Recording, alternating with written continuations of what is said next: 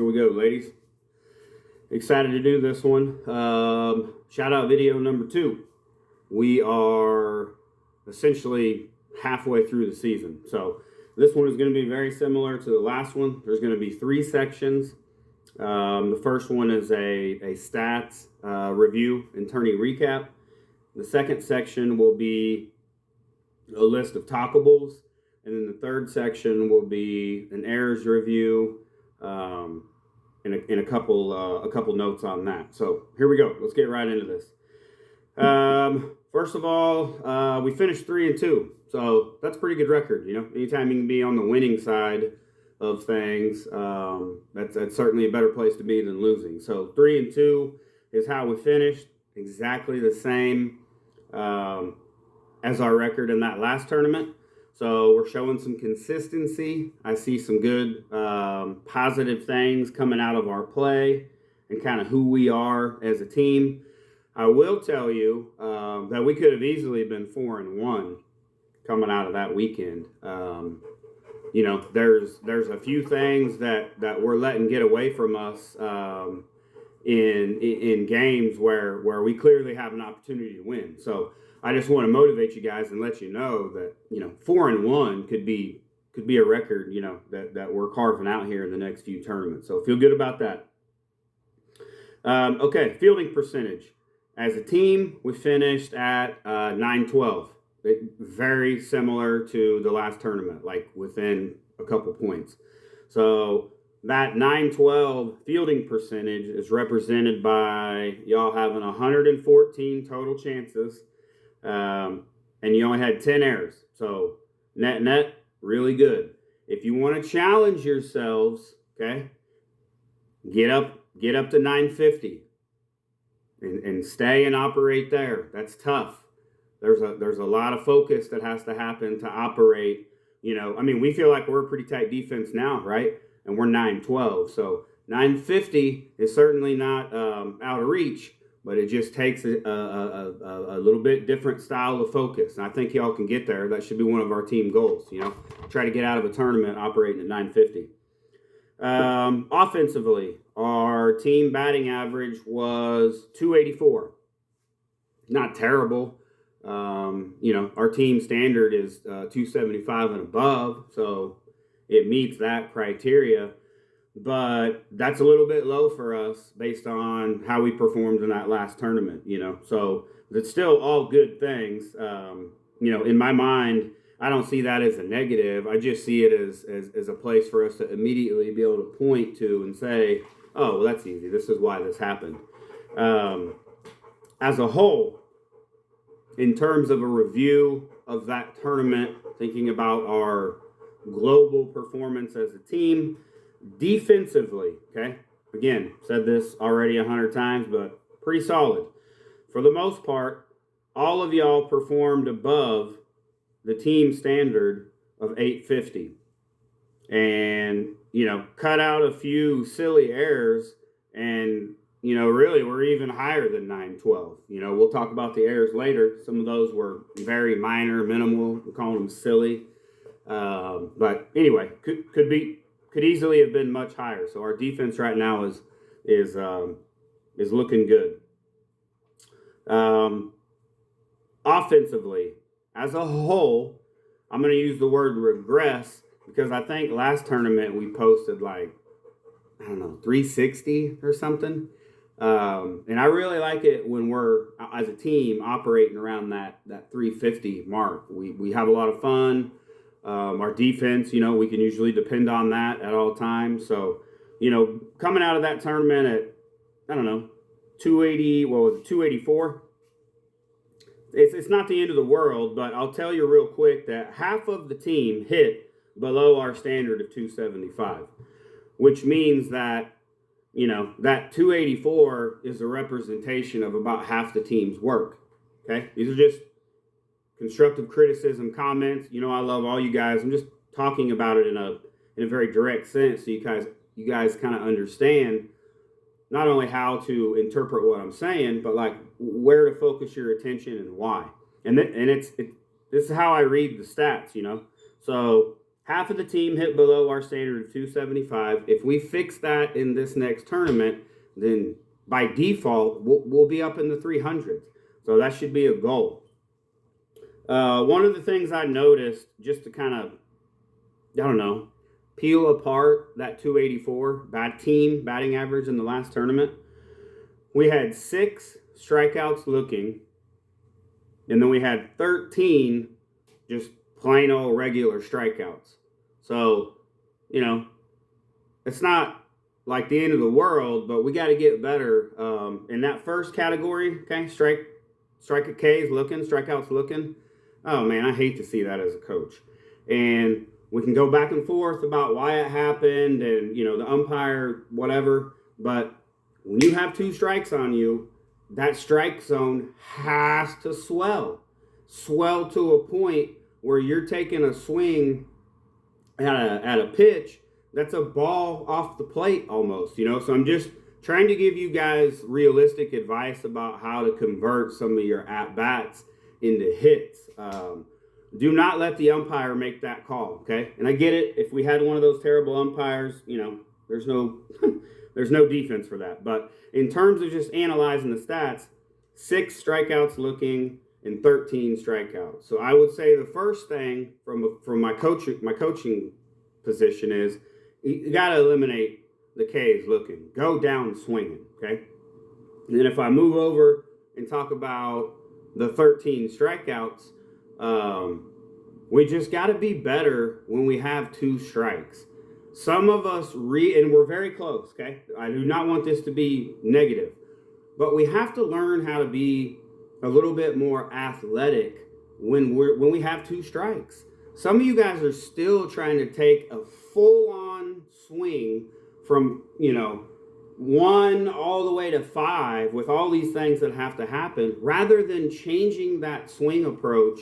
And when we say sting it and stay tight, I mean, we're literally talking about the hand staying tight and you turn and you're just trying to find the ball so that we can be more controlled. And at a minimum, if we have runners on base, we're moving them. So in this tournament, let's be more athletic and let's be more productive when we have 2 strikes, okay? I always tell y'all contact over power, and what I just talked about is what I'm wanting you to think about. Literally just need your bat in front of the freaking ball so it can fall into play and we can move runners. So anyway, that's just some motivation about how to move our offensive batting team average from 284 back up to 350, okay? I have a lot of faith in y'all defensively. I don't see us falling below 900. I actually see us, maybe getting out of this tournament around 920, 925. So anyway, the batting average leaders are tied up at 500. I can't remember who it is. Maybe Chloe and Ellie, Winter. One of those 3. I didn't write it down. But that's where the leaders are, okay? The batting average leaders are at 500. Defense, I've said it 100 times. We're really good. We're really solid. There's several of you that are still at 1,000, meaning you haven't made any errors and you've had more than, a couple attempts. So we're showing some consistency. Phenomenal, okay? 2 claps. All right, moving on to the second segment. I'm going to try to keep these at 30 minutes, okay? It's worked so far. Number 2 is going to be Talkables. A bunch of different situations, coaching advice coming from, all 4 of us, recaps on certain things, all of it. All right. The first thing I just want to quickly glaze over is that locker room chat that we had before one of the games. I don't have to get into the specifics of why we have the locker room chat, but what I really want to bring attention to is the fact that y'all straight up collected yourselves and went to work. And I really need you guys to know that that's the worst part of my job. I wish we could always just, clap and say it's okay and all those kind of things. But the reality is that's not how that's not how you get results. So I need you guys to know that's the worst part of my job. And whenever those things happen, they always come from a place of love and passion. I've learned now, my son, my oldest son, his team, they got that stuff. It came out of anger, okay? But I got it out on my first boy, my second son. I refined myself, and y'all are getting the best of me. So it's never out of anger because I'm way past that. It's out of passion because I know that individually or collectively, whatever I'm coming down on, we can do better. So just know that. So in closing on that subject, I just wanted to give you all 2 claps for being able to take, a butt chewing or a locker room chat, and it motivated y'all and got to work. Nobody had their feelings hurt. Like, we're so far past the emotional part of softball that we can get right to work. So good job.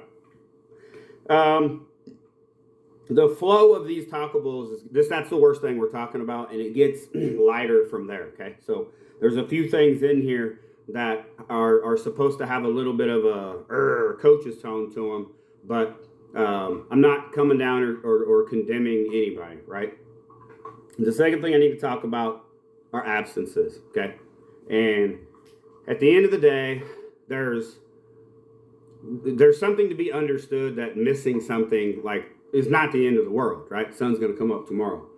But when you peel it apart and you start, applying the characteristics that we require y'all to operate by, one of those is character. And if you are going to miss something, notification is required, okay? And I'm not trying to talk down to anybody. Shay, you missed. Some of this was generated because of that miss, right? And I'm going to talk to you kind of one-on-one or whatever. But at the end of the day, I want to use that as a coachable that, look, y'all are 16, okay? You're on your phones every day. I see y'all on Instagram personally posting multiple times a day. So there's an element of that scenario where someone doesn't notify us and then they don't attend, a practice. More importantly, a scrimmage. There's a lot more work that goes into a scrimmage than a practice. But, not notifying us falls back on that element of character. And there's no excuse for it. And there's nothing that, it's not a punishable, like, oh, you're a bad person. But these are the things that we talk about through our progression to help y'all understand that the reason we play this competitive level of softball is it helps us to also become a good person. And there's nowhere in life that you can no call and no show when you're involved in something and you're a dependable operating piece of a process. There's nowhere in life where you can no call and no show and it not have a negative ramification. So, at the end of the day, a no call, no show is unacceptable. Can't do it anywhere in life and win. Don't take offense to this, but in general, that behavior is rude. It's disrespectful. And at the end of the day, it really shows a lack of general thought and consideration for that element, and like, I'm not going to harp and hound on this. I just got to get it off my chest, but it's frustrating because on the back end, we're working it sounds funny, but we're working hours upon hours to get things right so y'all get the best experience. And I know for a fact, if you go on vacation and you're out of state and you got on an airplane, there was a lot of things that had to be tended to way before our practice. So, the lesson is if you have a bunch of balls up in the air in life, it is still your job to remain consistent to operating all of those balls at the same intensity. And, it's just a message that I want it to resonate with everybody that you have time, like there's no excuse for it. So at the end of the day, it's done and it's over. But I really want y'all to understand that in the moment, it's super frustrating from a coach's perspective because a lot of the things that we do are based upon splitting up talent and equalizing things the best we can and blah, blah, blah, blah, blah, blah. So, at the end of the day, stop it. At the end of the day, Shay, what I'll say to you personally is I gave you a recommendation, girl, and I don't give those out lightly. And I want you to take stock of what we're talking about because I don't think any less of you as a person at all. But I just want it to be a call. And if someone is, grossly triggered or offended by this, I apologize. That's not the case. We all know my style. Like, I'm just talking through it. So anyway, just know and understand that it's never your parents' job to notify us. Okay? Your parents can apologize all they want, but at the end of the day, you're a big girl. You have phones. Y'all text. That's the expectation. Moving on. Okay? No big deal. Moving on. We have to understand that running through first base and sliding in general have to become fundamental. These have to become things that we do not talk about. These have to become things that we can depend upon and rely on. And I'm just telling y'all that if we can't get those two basic concepts identified, nobody's going to want you on their team. And that goes for college. So I totally understand that a scrimmage is not as important as a game, right? In the context of measuring those two events. But you still have to hold yourself personally accountable to a high athletic standard. And just because it's not a real game and all these other things, don't talk yourself out of sliding. That's how you prove to yourself that you've got the grit and you're wired appropriately, is doing what you're supposed to do all the time, okay? So, again, I'm not trying to irritate anybody. I love y'all. But those are two things that I do not want to talk about. Running through first base, regardless of if you get out or not, and sliding, okay? Fundamental. Those are fundamental from now on. We will use the bench. I say this with respect, okay? But we have a great roster. There's no real drop-off. So now we can use some different things to enforce punishment, okay? You don't want to do or be a part of those fundamental things, then we're going to introduce your butt to the bench, and hopefully that lights a fire and sends a message, right? We don't need to talk about it. Y'all know that you did something wrong. So sit on the bench for an inning or two. Think about it. Next, okay? We're at the halfway point in our season. Everybody's acclimated. Everybody's had game time. This is a call to excellence. I want to finish the second half. All of us coaches, we've talked about this. We wanted to give everybody time to get acclimated and knock the dust off, okay? We're there. So from here on out, everything that you do is going to be analyzed in our evaluation of who gets the most playing time on Sundays. That's the way it is in life. It's the way it's going to be in college. So I want y'all to push yourselves to run a tight shop. Let's finish strong. We can still have fun doing all of these things, but we're on the high road, baby. Sometimes it's lonely up here, and it is what it is. So I want y'all to stay committed. Understand that the second half of the season, we're dropping the hammer, okay? You're going to be ultra competitive, and we're going to coach ultra competitive. Next thing, I really like to see, it's really fun and enjoyable when y'all are hitting up that workout thread, okay?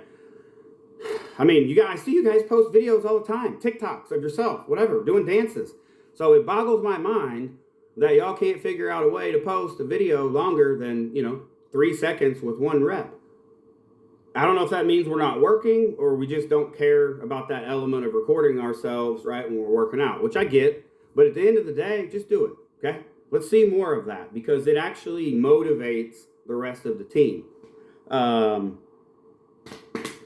Moving on to, this is the last kind of talkable, okay? And it's a bigger subject, but I broke it down in like 2 or 3 different fashions. Catchers, okay? All you catchers pay attention. I want to go over formally one time here what, all of us coaches agree and have talked about this, but I want to go over formally one time on when you're supposed to call a timeout as a catcher, okay? As a player. When am I, as a player, if I'm catching, when am I required or expected to call a timeout by my coaches, right? Number 1, if something is off with the pitcher, okay, that's the first, your job, if you don't have the personality to be able to notice that and go through the motions of calling a timeout and going out there and talking to your pitcher, then you don't need to be a catcher, because you're wasting some resources that you have. Meaning, if that pitcher is having a bad day, that's a mood, a mental, an emotional thing. Like, player to player conversation can help that. We as coaches do not need to call a timeout to go tell one of the pitchers that it's going to be okay in our own version. The catcher can do that. And one of the reasons that becomes more important at a higher level is this, okay? Hear me out. As coaches, we only get one timeout per inning. So if I call a timeout to come up and talk to someone because they're a little bit rattled, and it works, right? And then like they get rattled again and I need to call a timeout, but I can't, because if I call timeout number 2, then I have to replace the pitcher. So player called timeouts are free. And we, at this level, we expect our catchers to use 3 to 5 of them a game, at least once an inning, unless the pitcher's rolling, right? You don't want to distract that. But if she's in a funk, or she's got an attitude, or she's on her period, right? You can use the player called timeout multiple times in an inning and go up there and get your sis squared away, okay? So that's the first time, or number 1. Anytime you notice something off with the pitcher, you call a timeout. If we deem it necessary that a coach needs to be out there, then we'll call a timeout over the top of your timeout, come out, and it counts for us, okay? The second time that you are required to call a timeout is anytime Blue gets hit with the ball, okay? And here's why. In short order, trying to talk quick, but it's almost like an unwritten rule, okay? If the umpire gets whacked with the ball and he or she is in pain, you want to automatically call timeout, even if they don't acknowledge it. Turn around, put your hand up, call timeout, and then you go jogging out to your pitcher. Why? Because we need to give Blue a minute to collect his or herself. And from a pride issue, it's an unwritten rule that the catcher can notice that, and you call timeout, so you stop the game, right? Like, rather than the umpire calling timeout because he got hit in the, whatever. So it's just kind of like this pack, if you will, like a pack with you and the umpire. And you want to form that. So that's a great opportunity for you to get on the good side of an umpire. Is you call timeout and go jogging out there, and the umpire's tough about it or didn't really hurt that bad. They'll say, hey, I'm okay. And you can just give them a thumbs up, turn back around to Emma or whoever's pitching, give them a high five and say, let's go, babe. And then turn around and run right back to the plate. So that's the second time. The third time would be anytime there's a huge swing in momentum or energy against us, okay? As the catcher, you have that power. Somebody makes a big error, call a timeout. Go talk to the pitcher, okay? Make sure you as the catcher, you're the quarterback on the field. You need to read all your players, make sure everybody's good, give them all a pat on the butt, like whatever you need to do. But that's your responsibility, because you can read the entire flow of the field. Everybody is facing you. So anytime there's a big swing in momentum, like a big error, or if the pitcher ends up getting the bases loaded on her, whether it's through walks or hits, as soon as the bases get loaded, okay, call the timeout, go up there and make sure she's ready to go. And if not, it's your job to come up with some sort of Emmy award-winning speech in 2 minutes and get her to that point, okay? So those are the 3 times. The last thing we're going to do, okay, we're almost done, promise. The last thing we're going to do is go over errors. And I went through and tried to familiarize myself again with all of the errors. We didn't have very many. I think I said 10. But through my review, what I realized is that the majority of our errors were bobbles, overthrows, or drops. And those are all things that fall under IQ and awareness, okay? And I know y'all can fix them. And the message is going to be the same forever when we're talking about how to try to fix errors. It starts up here. the brain makes the body do what it's supposed to do, and more importantly, when it is supposed to do it. So if you're continuing to make errors, it's not athleticism at this level. We don't have any unathletic girls. It's up here, okay? So from an errors perspective, it's not the end of the world. You know, and again, we operated very efficiently, whatever I said, 9:12 or 9:14. But just imagine if we took away those silly errors, maybe an overthrow from the catcher, maybe a bobble, and the girl was safe. Maybe a field and then an errant throw, and the girl was safe. Those are all things that we can tighten up, like within degrees. And then all of a sudden we go from 10 errors to 5 or less. Okay, now you're in that 950 era, right? So it all ties together. Lacey's error I want to talk about, not because I like giving her a hard time. I do like giving her a hard time. But hers is the easiest to talk about because it was, I'm going to call it that was a foul ball, or on the foul line, or I think it was a foul ball, a couple feet off. And yes, she had to come running over, you know, from middle, but she was there. She had it. My point of walking through her error is all she did was let up mentally 1 second before she actually executed the play, because she had calibrated everything and predicted that her body and the movements and the ball and all these things were in the appropriate place, and the ball was going to go in the glove. Well, the ball went in the glove, but maybe it bobbled, and then there was the drop. So the message is, again, not to exploit Lacey's error. It's just the easiest to talk about because she knows, and all of y'all know, that if she would have stayed mentally engaged into that play all the way through execution, then we eliminate the error. So that's really the message. You know, anytime you make an error, there needs to be zero body language, okay? And Lace, you did a good job with capping yours off. I saw your face get red, but you handled your body language good, which means that we're progressively getting closer to you not even being affected emotionally, right? And that's the last piece. It's the hardest, but we're right there. So zero body language after the error, and then you instantly have to change the emotion from defeat and frustration to confidence and execution, okay? You do not want to be that external player that steals energy from everybody because you're emitting negative energy because you can't hold your stuff together, okay? So we had to talk about internal versus external. We all want to be external players. Sorry, I said that backwards. You don't want to be an internal player and let yourself go through those antics because that's what exudes the negative energy. You want to operate as an external player, being aware of your actions so that they never cause a negative effect to someone else. That message of keeping your mind engaged all the way through whatever you're working at till execution can also be applied to the run to first base. Keep your mind involved like you're going to make it all the way through the bag, and then you can get out of work mode and disengage mentally.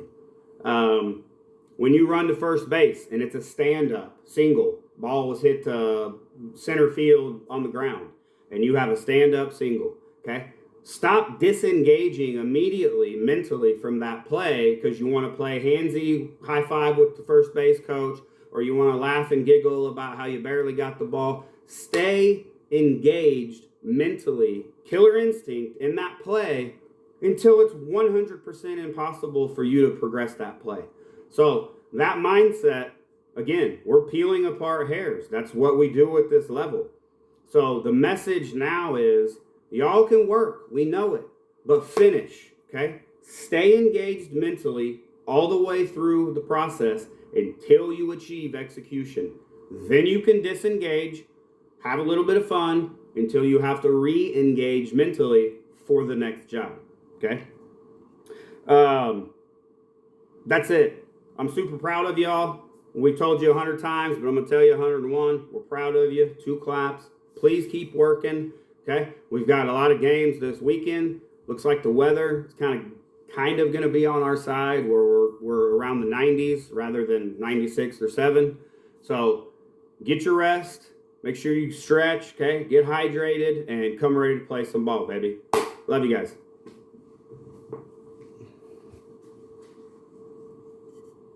Dude, no way. Right at 30.